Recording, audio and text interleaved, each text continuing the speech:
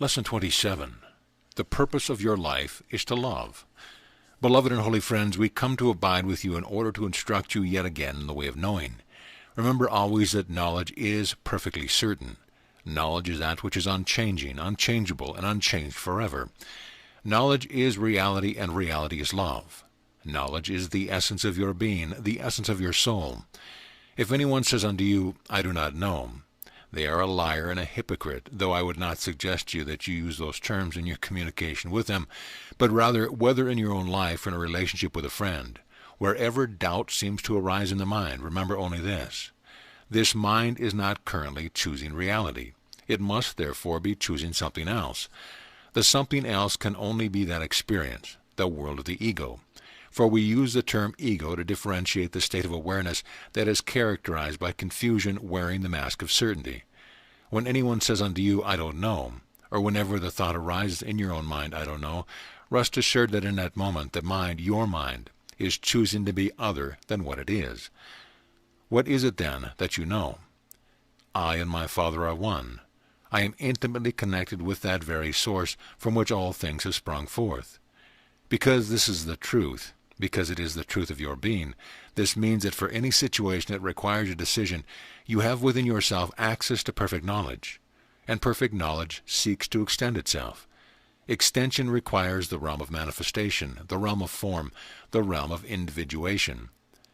Therefore, you, as a body and as a mind, abiding in space and time on a teeny planet, you are reality's decision to manifest itself in form, for no other reason than to extend its own nature. The happiness of the soul depends on its decision to extend only that which is loving.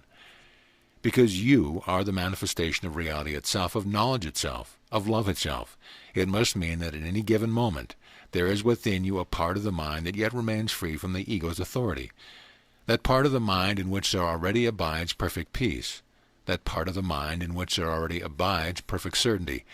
That part of the mind in which there already abides the willingness to extend love without attachment. There is already within you that part of the mind that can deliver up to you the answer for each decision, the answer that helps you extend love, first into your own beingness and then through it. For you can only give what you first receive, and in your giving your receiving is completed. Therefore, indeed, beloved friends, if you would look to see what the purpose of your life is, it is quite simple. Being only love, you can have no other purpose than to extend the treasure of your very self. Christ is God's only creation. Christ is that medium through which the unfathomable, mysterious, beyond comprehensive source that I have called Abba and goes by many names, extends itself into the creation of temporary forms to reflect throughout the universe. It reflects that which the universe itself is made of, where it comes from, what it is enveloped within, and that which it eternally returns. Because you, like a wave under the ocean, have been birthed from that reality, emerging from that reality, you are one with it. Therefore you are Christ eternal, and that is unchanging and unchangeable forever. Within you, then, even in this very moment, there abides a part of the mind that already knows the truth that sets all things free. The part of the mind can be accessed at any time by anyone under any condition. It does not require years of cultivation, although in the field of time it can appear that you are getting better and better at it, simply because you are enjoying it more and more and giving value to the fear-based egoic ways of arriving at decisions less and less. That part of the mind is like an empty and open channel. Nothing can obscure its purity. Nothing. Nothing you have ever done, nothing you have ever thought, nothing you have ever miscreated obscures the perfect silence, the utter purity of your connection with the source of your being. For love is always connected to itself. What does this mean? First, anyone who truly enjoins the way of knowing must make a decision to accept the atonement for himself or herself. I am one with my Creator now. I choose to fulfill my purpose by extending only the reflection of myself, and I am but love. Second, anyone who would enjoin the way of knowing must also look and embrace the very fact that their attention is involved in the world of space and time, the world of the body itself. But in the way of knowing, the world of space and time is seen differently. The world is seen as something that exists external to the mind itself, not as something which has a power over the mind, or something to be feared, or that one must be conformed to. Rather, the things of space and time are seen and embraced as that which is given of the Creator to the Son, to the daughter, in order to be utilized as a device for assisting Christ to extend love. It does not matter whether it is a pencil or a computer or a trip to your grocery store or a party in which you invite your friends to come and play. All things finally come to be seen as having only one purpose, the extension of love. Putting your purpose into practice. Imagine a business person sitting down to negotiate the closing of a deal, who goes to that part of the mind that is sane and said, "What price should I place upon this land that I am about to sell to this other corporation?" While his accountants and realtors have been telling him that the property is worth $1 million, he goes within, and the answer comes. Ask only $250,000, and ask that another $300,000 be donated to such and such a charity. In your world, which is the world of insanity, the businessman would say, "Oh no, I can't do that. I can't listen to that voice." But in the way of knowing, in the way of enlightenment, the businessman smiles and says exactly what was received. When the shock on the other person's face settles down, they will be quite happy to know that they have saved a lot of money, for in their world, they think that the only way to have is to possess. But in a way of knowing, and in a way of reality, the only way to have is to give. Now, you are like that businessman. You abide in the world in which the business of your reality is to extend only love. Be you, therefore, not afraid of the world. For when seen through the eyes of the enlightened soul that accepts its oneness with God, the world of space and time is perfectly benign and has no purpose whatsoever except to serve Christ in the extension of love. That is why anyone who comes to answer only the voice for love miraculously finds that the universe comes to support that one in ways that the egoic mind can never understand. Miracles do occur as creation flows from a mind unencumbered with the pressure of trying to make life go the way it thinks it needs to go. And here again we begin to touch upon the essence of my teaching. I need do nothing. This is not a passive state or just accepting the fact that I need to do nothing, so I'll just show up and follow my impulse and not think too deeply or wonder what I'm doing. I really don't need to do anything since none of it matters. That is not it at all.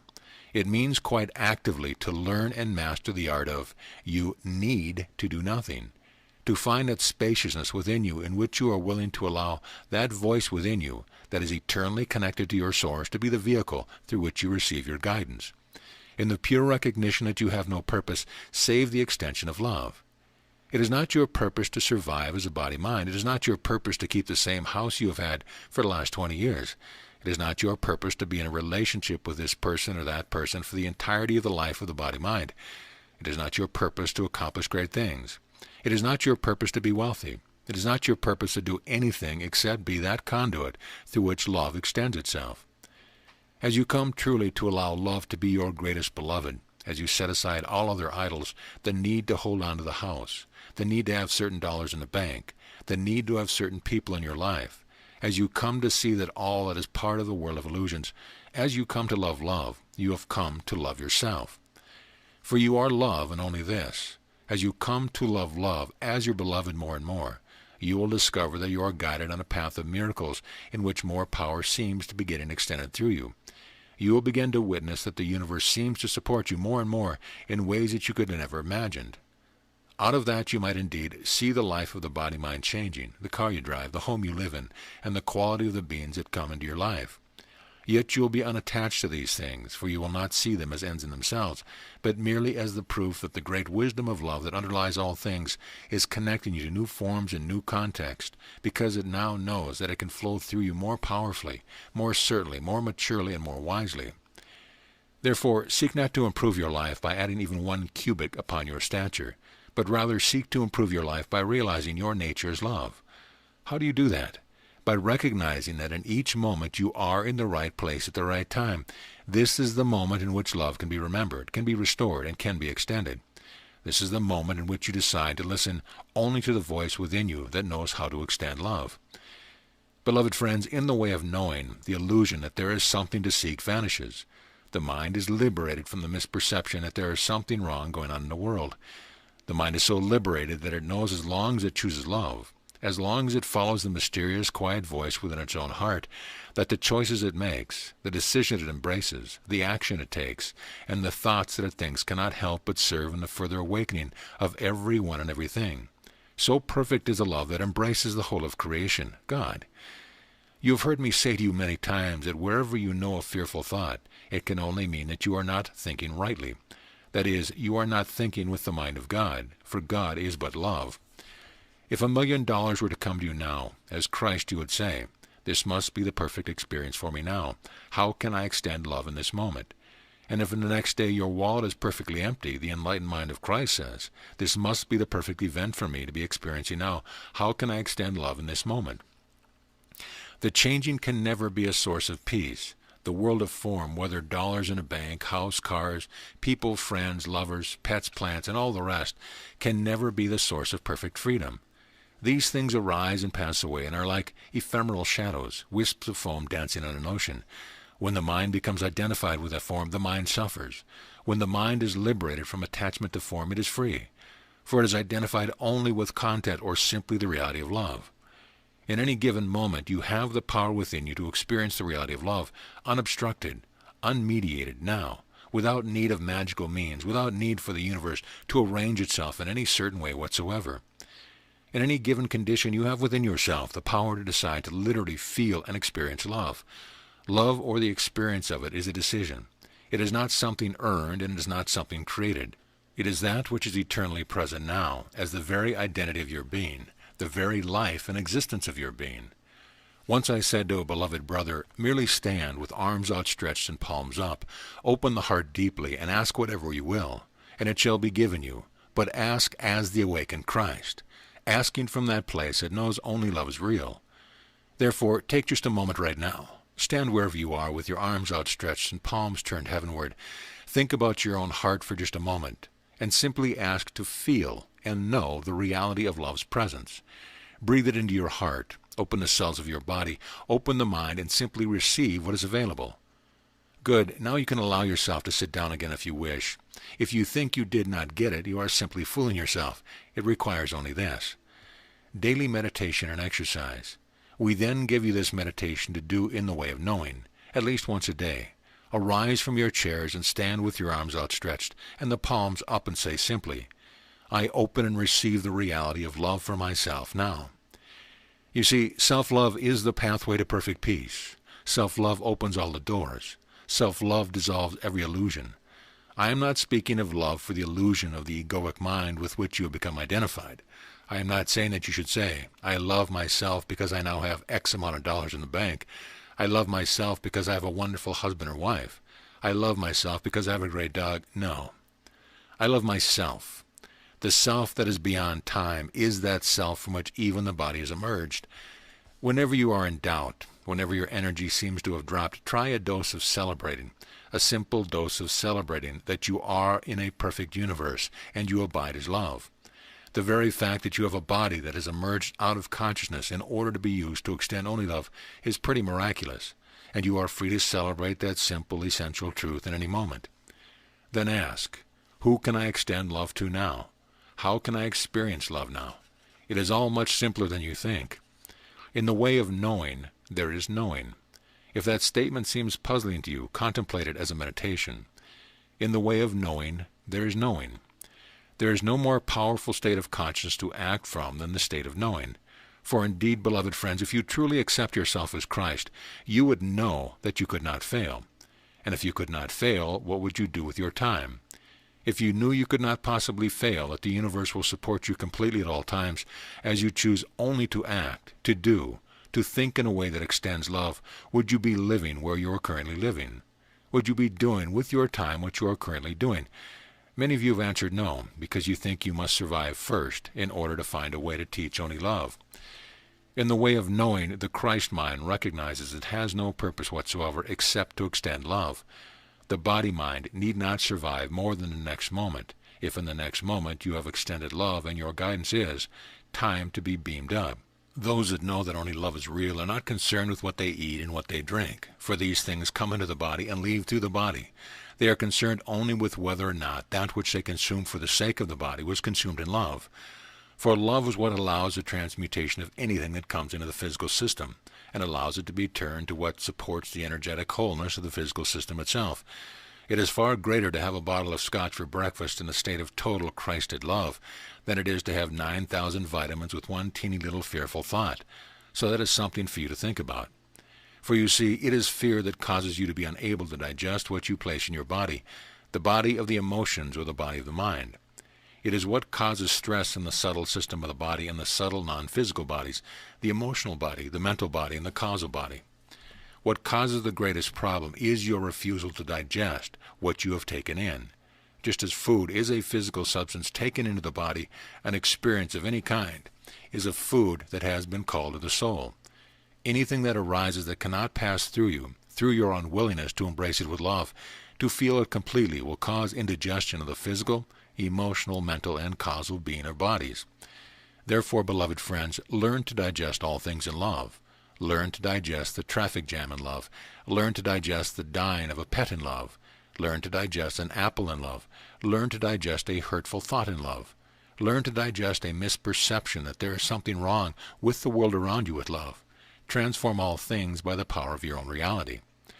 Now I want to ask of you, what is it that you have refused to digest in this one incarnation? Was it an unfairness bestowed upon you by your mother or father? Was it the bad break at the office in which you got passed over for promotion? What is it in your life that remains undigested? There, something has come into the mind. Trust it. Stay with that one thought, that one picture, that one memory, for it has arisen in the conscious mind to be healed and transformed now. Bring your attention to it in this very moment. Look upon it, breathe with the body, and say simply within the mind, I choose now to fully digest this by bringing love to it, by actually loving the event just as it was, loving the picture, the memory, the thought just as it is. If you wish, you can stand with your arms out wide and your palms turned heavenward and receive the love that transmutes all things. Breathe that love, feel that love in and through that picture, that memory, that feeling, whatever it is that is occurring in you, until it literally dissolves. If you do not feel that happening even in your body, there is a part of you that is resisting letting go of what has been undigested. If that is the case, you need to ask yourself, why do I need to uphold my illusory perception about this event? What in me is committed to withholding my love? We would highly suggest that you spend some time each day asking the same question, what is it that I have not been willing to digest about this life and about this world? Where am I refusing to bring my love? Is it to your government? Is it to your Internal Revenue Service? Is it to the mate? Is it to the children, the pet, school system? What is it that you have refused to bring your love to? For the greatest joy in life is to be the lover of life. For as you love, you experience love. Therefore, do unto others what you would have done unto yourself. And is that not to be loved? When you choose to love in any given moment, you are the one who gets to receive the benefits of love first. It is an immediate experience, and it cannot be taken from you. You are free to juice yourself any time you want by choosing only to love. In any given condition, you are the presence of that one to whom all power under heaven and earth has been given. Not just to extend love as a duty, for it is not a duty, it is a pleasure. It is the supreme pleasure that can be experienced in the depth of any mind, whether you happen to be in the world of space and time or like me out of it. You are the one that can experience love and let your cup overflow. You are the one that can enjoy each and every moment regardless of the condition. For the conditions are only the interpretation of the egoic mind. All events are neutral. They are there for you to love that you might experience love. That is really how simple it is. It has always been that way, and it will never change. You are the lover. The world can be the reflection of your beloved. Let each moment, then, find you in that simple, quiet, inner enjoyment that comes from the decision to love. Love the taking out of the garbage. Love the rain that hits the windows. Love the crying of the child. Love, love, love. Love embraces all things, allows all things, trusts all things, and therefore transcends all things. That is the power that abides within you when you finally choose to be the one who knows. Look well, then, this day and seize the day. Where can you simply change your mind and bring love to something that you have been withdrawing love from? For example, well, I've got to go to the office. No, you do not. You are choosing to go to the office. You might as well love it. Where, beloved friends, are you being presented with opportunities to experience love coursing through every cell of your being this day? What can prevent you from experiencing love, if not but your own decision? For in the way of knowing, the liberated mind of Christ knows. There is nothing outside of me. And with that, peace be unto you always, O holy child of God. Amen.